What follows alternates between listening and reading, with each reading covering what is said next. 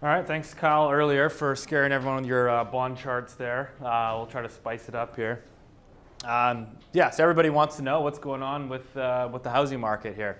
Obviously, we had a huge run up during the pandemic, during the COVID times. Home prices ultimately peaked in March. Interest rates went up 400 plus basis points, and then they seemingly bottomed in December. So highly levered economy, highly levered household sector went through a 9-month correction, and it seems like we're off to the races again. So everybody's wondering just what the hell is going on. Was that truly the bottom, or is there more pain to come? Obviously, we got Kyle's scary bond charts telling us the recession is imminent, and so how is that all going to play out? So I'm going to kind of give you guys a feet on the ground perspective, looking at some of the stats as well I'm looking at on the housing market here in Vancouver. So it is important to contextualize that, we just had the Bank of Canada come out raising rates, and they said, one thing they mentioned is they talked about the housing market showing more resiliency than they were expecting. And so one thing that I would sort of make note of is that this is not a demand boom, but this is actually a listing issue. And so, remember during the pandemic, it was everybody wanted more space, everybody wanted to upsize, everybody was relocating, you no longer had to go to the office, everybody was seemingly adding to their investment portfolio, pre-sale condo, et cetera, et cetera, et cetera. What we're seeing now is that sales are actually still relatively quite weak, but you have very few listings. And so in 4 of the past 6 months, in the greater Vancouver region, you've had 20-year lows in new listings. So people just aren't listing their homes for sale. And I think there's multiple reasons for that. I mean, a lot of the conversations I have has been so much volatility, so much uncertainty over the past 12 months that people aren't sure if they should move, should they be hunkering down. Obviously, when you go to sell your place, you need to go and buy something. If there's nothing on the market to buy, you're trying to upsize, well, you got to qualify at a 7% stress test. And so basically people have just been sort of sitting there and like almost in shock and not really sure what to do. So there hasn't been any inventory coming to market. If you look at standing inventory, which is show me how many number of homes are currently listed on the market for sale today, and you have essentially a 20-year low, just under, our data goes back to 2005. So this is for April. I can tell you the May data came out is exactly the same. So if you're a buyer out there that's actively looking for housing, you have very little selection. And the reality is that there's always people in any market that need to move. People relocate for jobs, there's divorces, you've got a young family, you're not going to delay your move when you want your kids to go to a certain school catchment and what have you. So people that are actually out there trying to make real estate purchases today, they're making them in an environment where there's no selection. And because of that, they're having to compete. So we've got bidding wars have returned. So this line here, you can kind of see every time you sort of have these peaks, they typically tend to coincide with these bull markets. So you can see 2015-16, we had a little bit the rebound back into 2017 as that mortgage stress test was coming out. You had all these people sort of pushing purchases in advance of that stress test coming in. And then again, of course, you can see the pandemic bull market there, where we had at one point 60% of the listings that were on the market sold above the asking price. So this is the percentage of listings that were sold above the asking price by month. And so right now we're up around close to 35%. So again, people are out there, the ones that are having to buy are having to compete, and thus anytime you tend to compete, you tend to push the prices up. And so I think it's important to contextualize that you can't paint necessarily the market with a broad stroke, but basically the segments that we're seeing that are so in demand right now is really, I think the number one driver is really, it's all about affordability. And so what we're seeing is this millennial generation that's coming up. They tend to want the 3-bedroom homes, so 3-bedroom townhouses, 3-bedroom single-family houses. And of course, if you're from Vancouver, we don't build new single-family houses. The net supply is contracting every single year. And so that's where you're seeing most of the demand. So if you look at it right now, you've got just over 2 months of supply for detached houses under 2.5 million. Now, and again, for most people, they tend, I'm not going to show you a chart of $4 million houses. It's not a product that most of these families are looking at. So most people, when they say, how's the market doing? They're really asking, how's the market that I'm looking at? How is it doing? And so detached houses right now, if you're looking under that $2.5 million bracket, you've got just over 2 months of supply.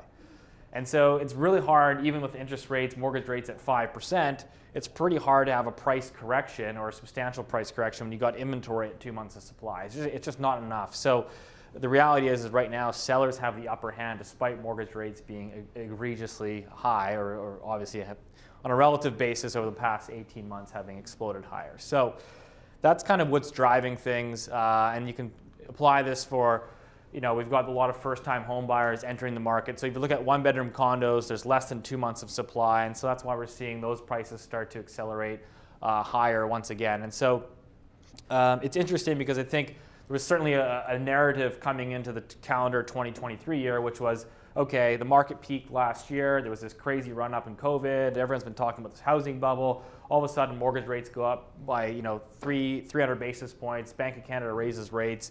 Everybody just naturally assumes the market's going to get flooded with inventory. You're going to have a wave of foreclosures, people that can't afford their homes, listing them for sale. And so we actually end up getting the opposite. So I think it kind of goes to show it is difficult to obviously predict markets. But one thing that I always tell our clients is, the one thing that I can tell you is I can give you a pretty good clarity on what the next 2 to 3 to maybe 4 months look like. And that's simply by looking at months of inventory for sale. If you've got less than 2 months of inventory, prices are probably going higher. If you've got north of 4, prices are probably going lower. So I can give you a pretty good range over the next 2 to 3 to 4 months. And then after that, of course, that's where your macro starts to factor in. Where interest rate's going to be 6 months from now, that's going to play a part.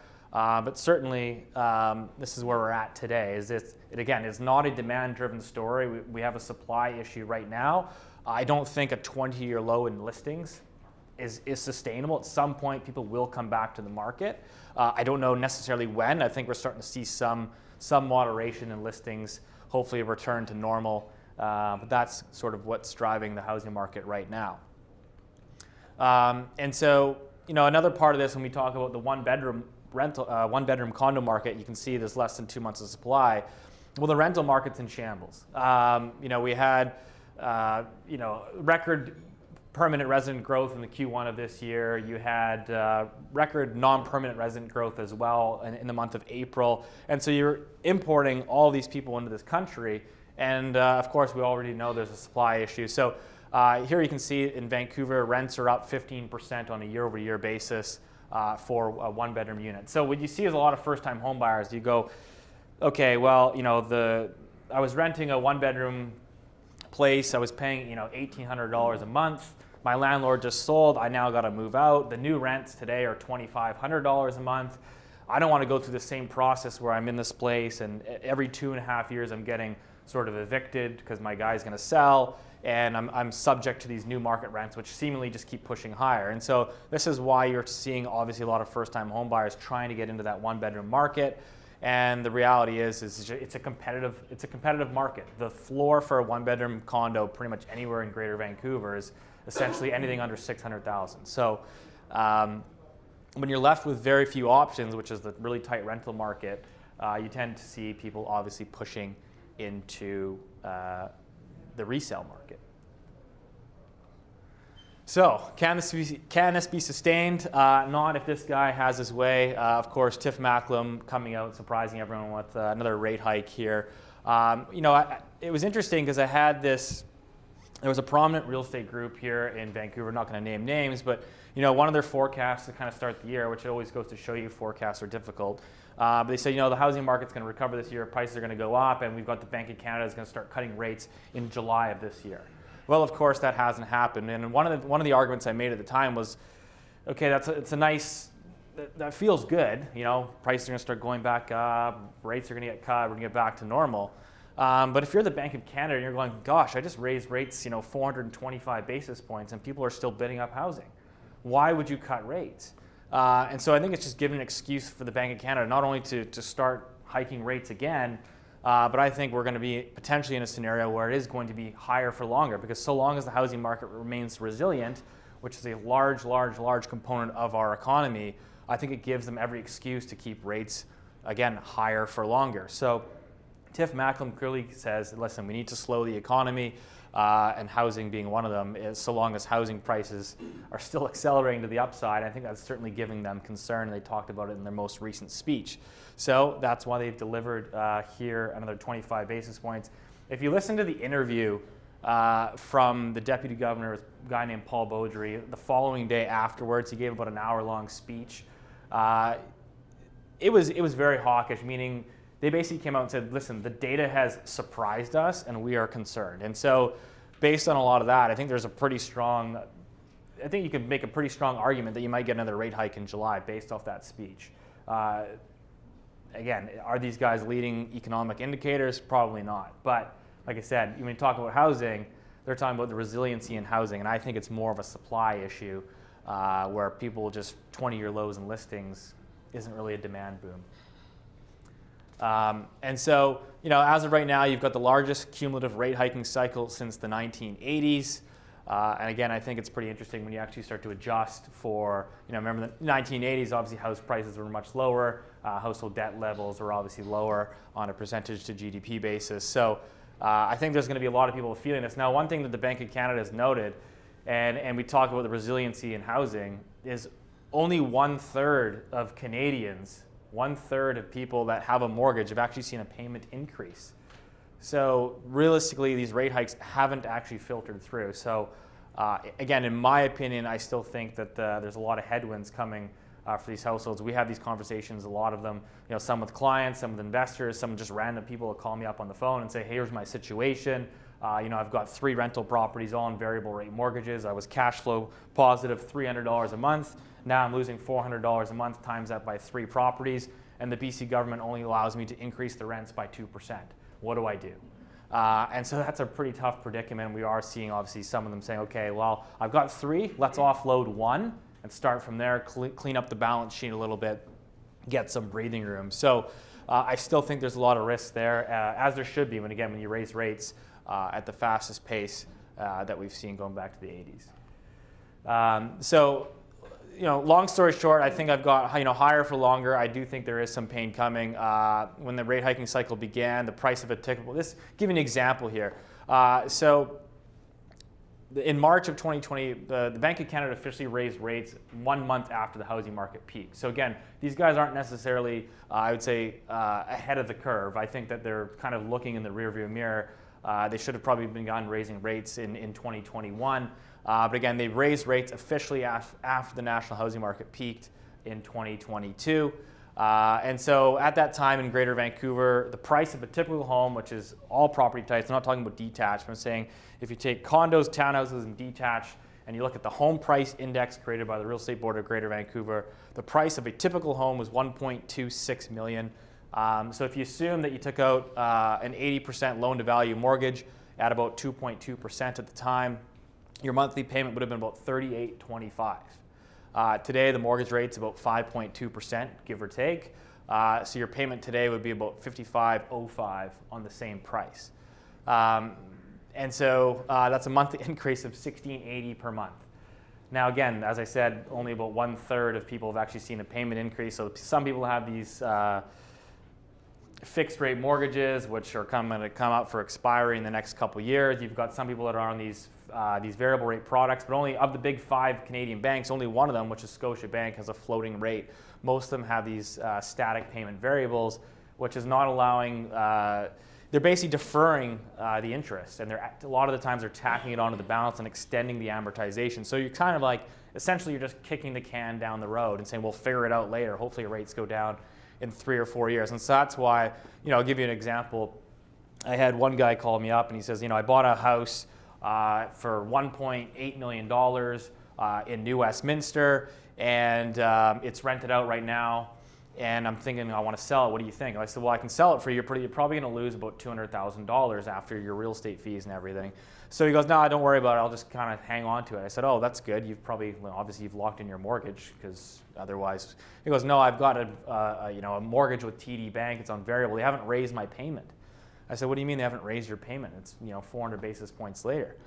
And he goes, no, what they're doing is they're just adding the interest. So they're $800 per month, was just kept adding to his balance. So his payment basically became not only interest only, but it was not even covering all of the interest.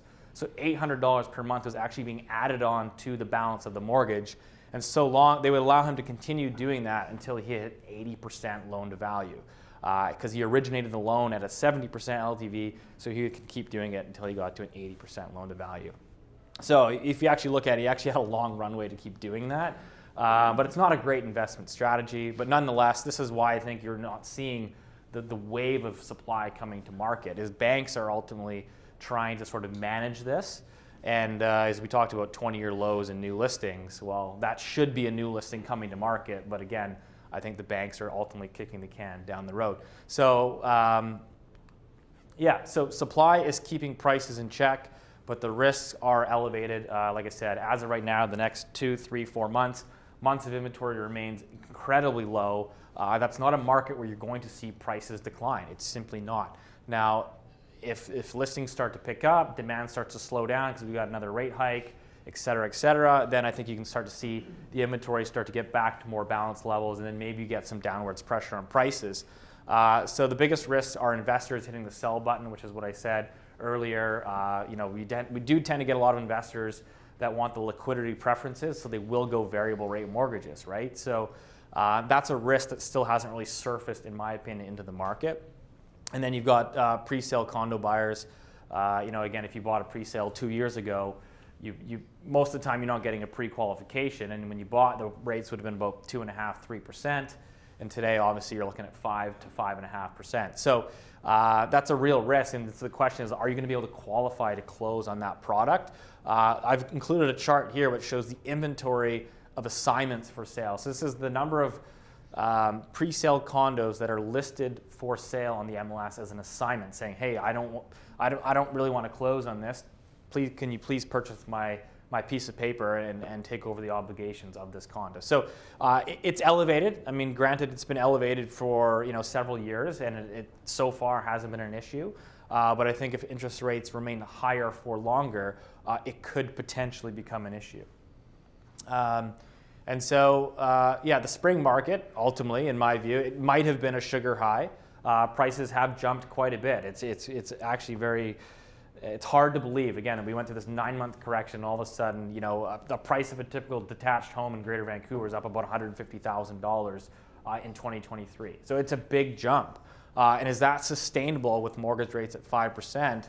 I suppose it is, so long as listings remain low. I'm just not necessarily convinced that listings can remain at 20-year lows. And so I would just say proceed with caution. As we talked about, there is this potential of this looming recession. So I still think it's a time, again, to proceed with caution. So that's it.